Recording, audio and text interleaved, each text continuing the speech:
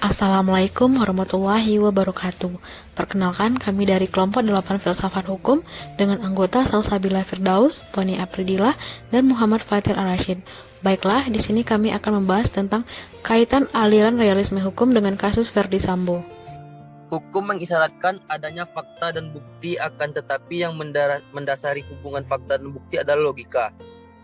Oleh sebab itu, logika hukum itu berpijak pada realisme hukum. Tidak heran apabila terdapat adagium lex neminem sigit et impossibilia.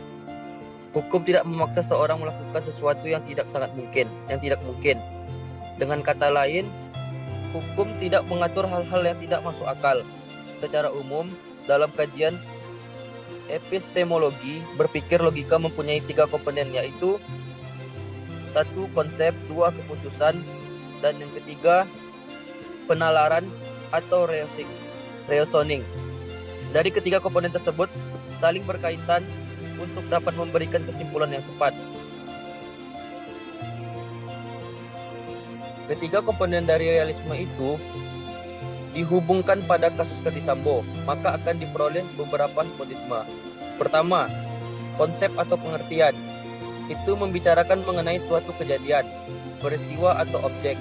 Pada kasus Verdi Sambo, kronologi awal, Brigadir J melakukan pelecehan seksual terhadap Putri, istri dari Verdi Sambo. Kemudian Putri berteriak, akhirnya teriakan tersebut terdengar oleh Barada Eliezer yang menembak sebanyak 5 kali, dengan Brigadir Yosua yang menembak sebanyak 7 kali.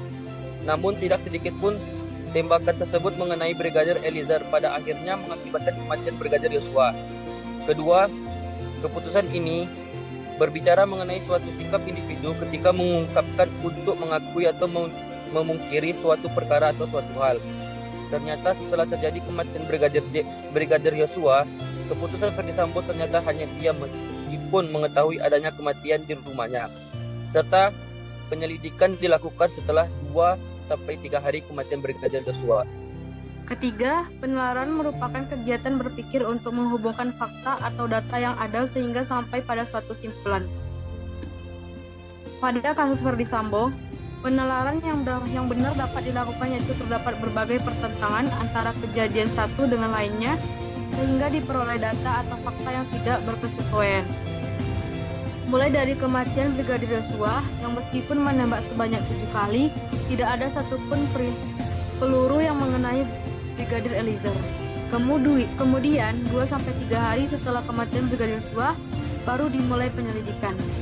Sikap diamnya Verdi Sambo meski mengetahui baku tembak dan kematian Yosua, kemudian tiba-tiba CCTV hilang mendadak, menggambarkan betapa proses penalaran akhirnya memberikan kesimpulan yang tidak logis dan tidak tepat.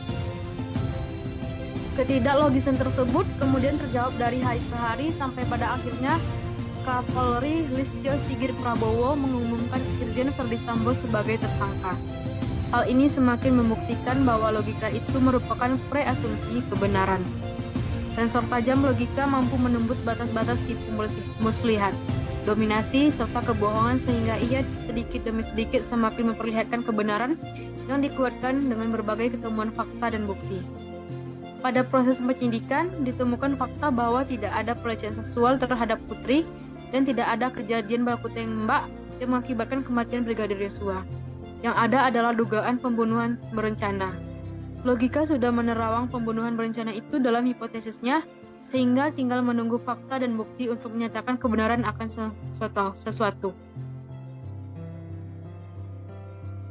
Jika kita mengacu pada proses hukum perundang-undangan Irjen Sambo, dijerat pasal 340 subsidiar pasal 338 junto pasal 55 dan pasal 56 Kitab Undang-Undang Hukum Pidana KUHP, ancaman pidananya maksimal hukuman mati, penjara seumur hidup atau penjara selama-lamanya 20 tahun. Tak hanya diduga menjadi otak pembunuhan, Sambo juga menjadi tersangka obstruction of justice atau tindakan menghalangi penyidikan kasus kematian Joshua. Dalam perkara ini dijerat pasal 49 junto pasal 33 dan atau pasal 48 ayat 1 junto pasal 32 ayat 1 Undang-Undang Nomor 19 tahun 2016 tentang informasi dan transaksi elektronik.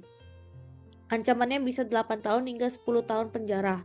Sambo juga dikenakan pasal 221 ayat 1 dan 233 KUHP Junto, pasal 55 KUHP dan pasal 56 KUHP dengan ancaman pidana 9 bulan hingga 4 tahun kurungan. Dari penjelasan di atas, maka kami dari kelompok 8 memutuskan bahwa Irjen Verdi Sambo bersalah dan menetapkan bahwa ia harus dikenakan hukuman mati. Hal ini dikarenakan ia telah menghilangkan nyawa seseorang, menghambat proses penyidikan, merekayasa bukti atau menghilangkan bukti, serta mengarang cerita dan memberi saksi palsu di pengadilan. Hal ini kami dapatkan karena aliran realisme hukum adalah aliran yang lebih berdasarkan atas logika hakim dan tidak berdasarkan perundang-undangan.